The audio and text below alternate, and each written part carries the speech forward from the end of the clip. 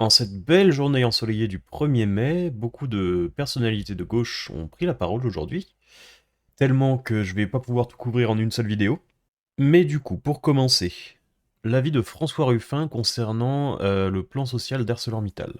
La question est simple, vos caméras elles sont faites avec du métal, les pieds avec du métal, il y a du métal partout autour de nous, même sur les montures de vos lunettes. L'Europe s'est fondée sur le métal, sur l'acier. Est-ce qu'on veut maintenir notre souveraineté sur l'acier dans notre pays et sur notre continent, oui ou non? Jusque-là, rien de particulier à noter. Le constat est pas mauvais du tout. J'oserais même dire qu'il est plutôt bon. Mais j'ai beaucoup plus peur de la prescription possible de Monsieur Ruffin. Et si c'est oui, ça veut dire qu'il faut une intervention. Il faut une intervention de l'État, il faut une intervention de l'Europe. Voilà, donc j'avais raison d'avoir peur. Il va vraiment falloir qu'on sorte de cet esprit de l'état-providence, l'état divin presque à ce stade. Parce que ce qui a mené à la situation actuelle d'ArcelorMittal, c'est de l'intervention. Alors pas de l'intervention dans le style « ok, toi tu vas faire ça, toi tu vas faire ça », mais c'est de l'intervention, je pense que vous avez deviné, par de l'impôt et de la taxe. Et de la régulation. Je m'intéresse pas assez aux idées de Monsieur Ruffin en particulier pour savoir si c'est... Je pense que c'est cohérent avec ses idées globales. Mais l'interventionnisme permanent est très exactement ce qui nous mène à des situations comme ça. Rajouter encore plus d'interventionnisme ne risque pas de régler le problème. Quand il y a du sable dans ta chaussure, tu rajoutes pas encore plus de sable. Et je pense que ce qui nous réunit aujourd'hui, c'est pas seulement le principe de la gauche unie. C'est une gauche unie sur du fond, qui dit on ne doit pas laisser faire, on ne doit pas laisser faire le marché. Alors c'est pas du tout une critique ou une espèce de complotisation de ce que Ruffin dit, mais dans le vocabulaire c'est vraiment marrant, c'est intervention, laisser faire, c'est vraiment les... Ce sont les mots classiques et presque anciens, j'ai envie de dire, de la discussion économique, c'est marrant. On ne doit pas laisser faire Mittal, on ne doit pas laisser faire les multinationales, on ne doit pas laisser faire la mondialisation. Et unis sur le fond pour dire il faut une intervention face à ça, il faut une intervention contre les licenciements, il faut une intervention pour entrer au capital. Ah, le gros problème de l'intervention contre les licenciements, c'est qui paye? Qui paye les salaires de ces gens? Si c'est l'État qui doit payer, ça ressemble quand même beaucoup à une subvention pour ArcelorMittal. Si c'est ArcelorMittal qui doit payer, ils font ce qu'ils veulent de leur argent. L'entrée au capital, je suis pas fan non plus, hein. Il suffit de regarder la SNCF et le gouffre sans fin que c'est, pour se rendre compte que les entreprises gérées par l'État, ça finit pas forcément bien. Une des rares exceptions étant EDF. Merci au nucléaire. Et peser sur les décisions, et il faut une intervention pour construire des protections, parce que si on laisse nos frontières ouvertes aux importations chinoises, indiennes ou brésiliennes en matière d'acier, mais en matière de chimie, mais en matière d'automobile comme du reste, l'industrie dans notre pays, elle est cuite. Donc Le truc c'est que l'industrie de notre pays, elle est déjà un peu cuite quoi. Je crois que la part de l'industrie dans le PIB, c'est grand maximum 15%. Et c'est vraiment grand maximum, je suis sûr que c'est plus bas. Donc pour l'aspect casser notre industrie, c'est déjà trop tard, ça a déjà été fait.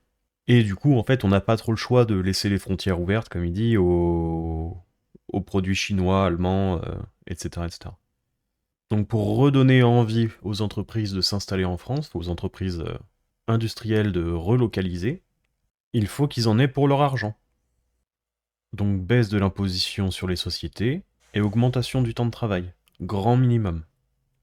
on vient porter ça qui est du fond. Et je le dis sur un dossier qui est quand même ArcelorMittal, où la gauche socialiste a un passif. Je veux dire, ArcelorMittal, c'est aussi Florange, c'est François Hollande qui avait promis de sauver cette industrie et qui finalement a abandonné les ouvriers, et ça laisse des traces, parce qu'il y a eu le choix qui a été fait à l'époque de ne pas intervenir. Bah parce que l'intervention, enfin en tout cas les deux types d'interventions dont Ruffin a parlé, donc empêcher les licenciements et rentrer au capital, ça ne fonctionne pas. Ne pas avoir une forte intervention de l'État et ne pas avoir une forte intervention de l'Europe pour bâtir des protections. Donc, alors bon, déjà je suis pas fan de l'intervention du pays, mais alors l'intervention de l'Europe, qu'est-ce qui viendrait foutre dans cette histoire? Sérieusement. À part faire travailler Madame van der Leyen gratuitement, lui faire couler un peu d'acier là, l'Europe peut toucher à son cul comme on dit. Hein. Donc aujourd'hui, on doit sortir de ça. On doit se dire qu'on ne veut plus laisser faire le marché, laisser faire la mondialisation, laisser faire Mittal et les multinationales. Alors, je pense que ce que Monsieur Ruffin n'a pas compris, c'est que le problème, ce n'est pas le marché libre, ce n'est pas la mondialisation, dans ce cas-là précis, c'est que la France fait absolument tout pour être la moins attractive possible dans ce marché libre. Imposition de fous, travailleurs qui bossent peu en nombre d'heures par rapport à tous les autres, employés, comme on a vu dans un article, très désengagés, et aussi apparemment pas les plus productifs par heure travaillée. Donc c'est normal que ArcelorMittal s'en aille. Parce que la France est un enfer fiscal et productif, et régulatoire. Et autre prise de parole de quelqu'un de gauche, cette fois c'est Jean-Luc Mélenchon. Alors Monsieur Mélenchon, on peut lui reprocher énormément de choses, mais il a le mérite de faire objectivement de très bons discours. C'est un excellent orateur. L'universalisme est fondamentalement de notre côté, et nous en sommes fiers, et nous en assumons la responsabilité. Honte à ceux qui viennent nous dire que c'est de la récupération communautariste. Alors, soit ce qui s'est passé suite au meurtre d'Aboubacar Cissé est de la récupération, et quand Lola ou Thomas de Crépol se sont fait tuer, est aussi de la récupération, soit ce sont des réactions, disons, du cœur, dans les deux cas. Parler de récupération dans un des cas et de réaction honnête dans l'autre, enfin d'ailleurs c'est même pas forcément entre guillemets malhonnête leur réaction. Ça peut être à la fois une réaction sincère et de la récupération. Mais bref. Soit dans les deux cas c'est de la récupération, soit dans les deux cas c'est, on va dire, une réaction honnête. Parler de récupération pour l'un et d'honnêteté pour l'autre, bon, c'est le jeu, mais bon, c'est pas pour le coup très honnête, intellectuellement. D'affirmer notre compassion, notre identification à la victime de l'islamophobie. Oui, j'ai dit l'islamophobie, c'est-à-dire quelque chose qui est pire que la haine. C'est la folie légitime, la folie meurtrière qui tue. Pourquoi? Parce qu'elle va au bout de quel racisme. Elle ne voit plus une personne humaine. Elle voit une couleur, elle voit une religion. Elle oublie que tout cela n'a lieu qu'avec des êtres humains. C'est pourquoi le 1er mai est pour nous un rassemblement antiraciste. Et Je le soupçonne de faire de l'espèce d'humanisme marxiste sur ce point. Dans le sens émancipation par le travail, tout ça, tout ça. Parce que à part ça, très honnêtement, je vois pas trop le rapport. Non, bah je reviendrai dessus après avoir fini l'extrait, parce que là, je ne vois pas. racistes de toutes les périodes, de toutes les époques, l'ont toujours su. Voyez-vous ceci? Voyez-vous ce triangle rouge? Il fut porté pour la première fois au 1er mai de l'histoire de France par les ouvriers qui avaient mis un triangle en cuir rouge. 8 heures de travail, 8 heures de loisirs, 8 heures de sommeil.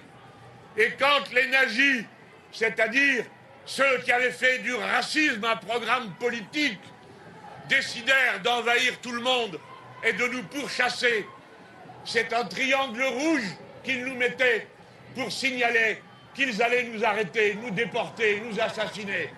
C'est pourquoi ce triangle rouge est à la fois le triangle rouge du 1er mai et le triangle rouge de notre rejet absolu, sous toutes ses formes et pour toujours, du racisme.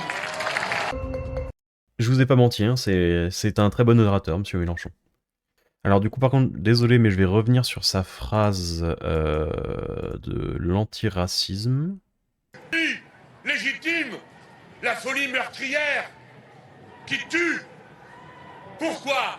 Parce qu'elle va au bout de quel racisme. Elle ne voit plus une personne humaine. Elle voit une couleur, elle voit une religion. Elle oublie que tout cela n'a lieu qu'avec des êtres humains. C'est pourquoi le 1er mai est pour nous un rassemblement antiraciste. Non, bah, c'est peut-être la fatigue, mais je n'arrive pas à comprendre le lien entre ce qu'il dit au début et l'antiracisme. Enfin, l'antiracisme du 1er mai, en tout cas. Donc si vous avez mieux compris que moi, ou si vous avez une interprétation, allez-y, parce que je pense que la mienne est pas bonne. L'interprétation un peu individualiste que j'ai est pas bonne. Enfin, je pense pas que ce soit celle de Mélenchon, en tout cas. Donc, aidez-moi, là j'avoue ne pas comprendre. Comme d'habitude, si la vidéo t'a plu, le like, le commentaire, blablabla, la chaîne principale, blablabla, abonne-toi pour ne rien manquer.